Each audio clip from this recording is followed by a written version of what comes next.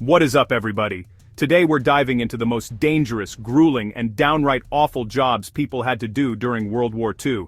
These weren't just jobs, they were death sentences for thousands who faced unbelievable odds every day. Imagine crawling through pitch-black sewers filled with enemies, or defusing a ticking bomb while bullets fly past your head. For the next 20 minutes, I'm going to walk you through the 7 most terrifying jobs of the entire war.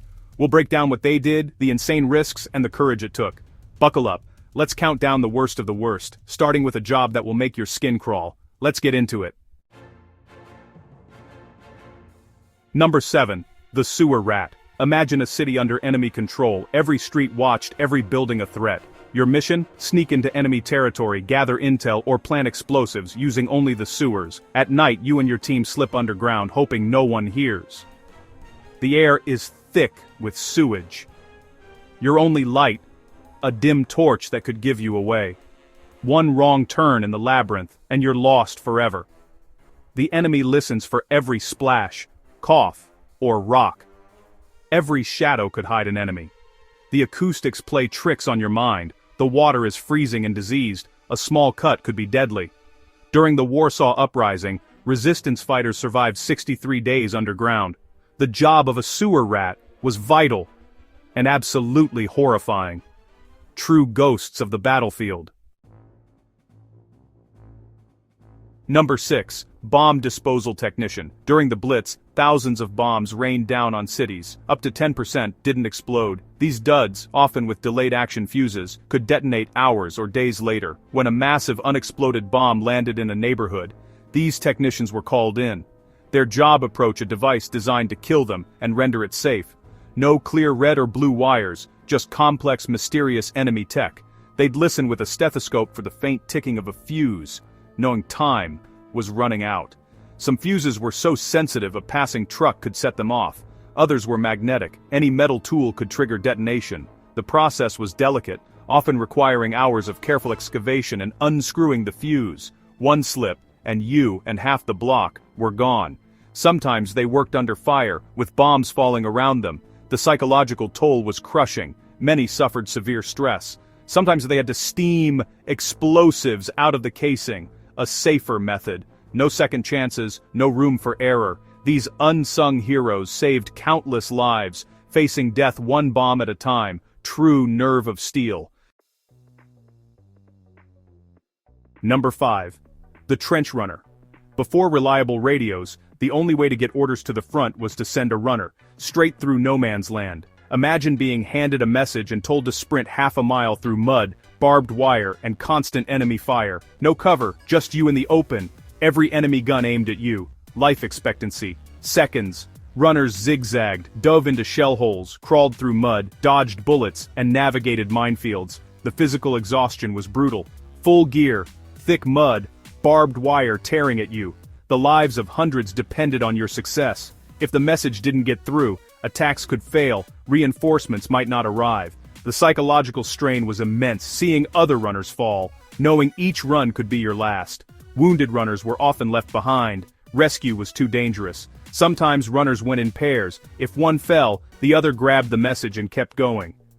The job was so deadly, some units tried using dogs instead. Even the dogs had a high casualty rate. The trench runner was the vital, invisible link holding the front together. Their sacrifice was often anonymous, but essential.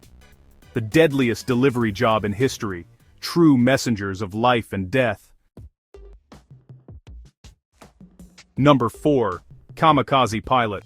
In the desperate final days of the Pacific War, Japan turned to suicide attacks. Pilots ordered to crash their planes into enemy ships. These were official missions, not rogue acts. The pilots were part of the Special Attack Unit, Kamikaze, or Divine Wind.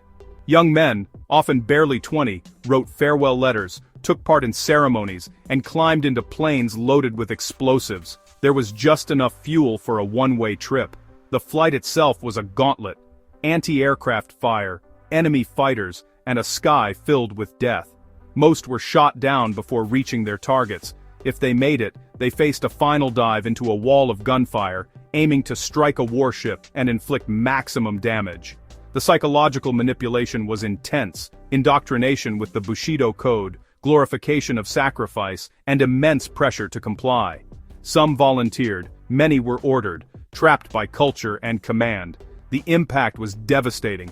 A single strike could cripple a ship, killing hundreds. For Allied sailors, it was a terrifying, unstoppable threat.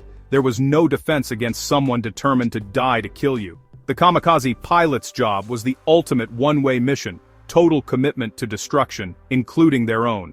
It was a tragic exploitation of youth and patriotism. The legacy is both horrifying and sobering. These missions changed naval warfare forever. The cost: thousands of young lives lost in fire and steel. The kamikaze, symbols of desperation and sacrifice. The most chilling job in the sky. Number 3. Flamethrower operator. If you wanted a target on your back, this was it. The flamethrower could clear bunkers and trenches with a jet of burning fuel, but carrying it was a curse. 2 heavy tanks strapped to your back made you slow and obvious. The enemy prioritized taking you out: snipers, machine gunners, everyone. Firing the weapon was dangerous. Wind could blow flames back, leaks could engulf you in fire. If a tank was hit, you'd be covered in burning gel. The psychological toll was immense. Burning enemies alive, hearing their screams, left deep scars. Flamethrower operators were hated by the enemy. If captured, they were often executed on the spot. Surrender wasn't an option. You fought to the death. The physical strain was brutal, charging hills in sweltering heat, 70 pounds of volatile fuel on your back. These soldiers led assaults, breaking stalemates and saving lives, but at a huge personal cost. Feared by the enemy, often isolated by their own, they carried hell on their backs. Their bravery is often overlooked, but their role was essential. Walking targets, wielding fire, facing death every step. The most dangerous job on the battlefield. True infernos in human form. Number 2. Submarine crew member. Imagine being sealed in a cramped metal tube, deep underwater, with dozens of others. For months, the air was foul, water rationed, no privacy, and wild temperature swings. You wore the same clothes for weeks, lived inches from your crewmates, and faced constant psychological pressure. One crack in the hull, and the ocean would crush you instantly. Enemy destroyers hunted you, dropping depth charges. Underwater bombs meant to blast you apart. During an attack, the sub shook violently, lights flickered, pipes burst, and the hull groaned under pressure. All you could do was stay silent and pray the next explosion wasn't a direct hit. Fires, battery explosions, or mechanical failures could be just as fatal. If the sub sank, you were trapped in a steel coffin, running out of air with no hope of rescue. Casualty rates were staggering. 3 out of 4 German U-boat crew never returned. Despite the danger, crews had to perform with absolute precision. One mistake doomed everyone. The job required teamwork, skill, and nerves of steel. Weeks of boredom were shattered by moments of terror. The psychological toll was immense: claustrophobia, fear, and the constant threat of death. Submariners gambled with their lives in the silent depths, the most claustrophobic, nerve-wracking job of the war. True hunters and prisoners of the deep, life in a steel coffin. Number 1.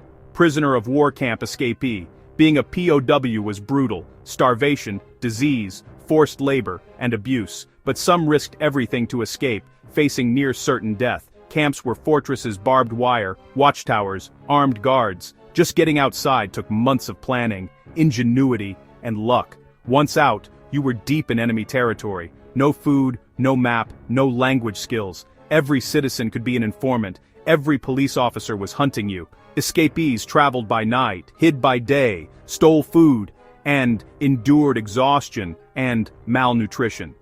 The physical and mental endurance required was superhuman. If caught, punishment was severe: solitary, torture, or execution. The Great Escape from Stalag Luft III, Stangerbau,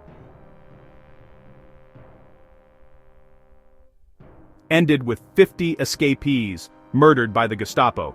Despite the risks, prisoners formed escape committees, forged documents, and made civilian clothes from blankets.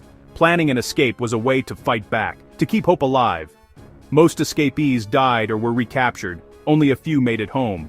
Choosing escape meant trading the relative safety of the camp for a deadly journey. The ultimate act of courage and defiance. There you have it. 7 of the most insane, terrifying, and worst jobs of World War II. From submarines to POW escapes, these roles pushed people to their limits and showed incredible bravery. They weren't superheroes, just ordinary people in extraordinary circumstances. Their stories remind us of the true cost of war and the power of human endurance. Which job do you think was the worst? Let us know in the comments. We read everyone. If you found this video fascinating, hit subscribe and turn on notifications for more deep dives into history. Thank you for watching. See you in the next video.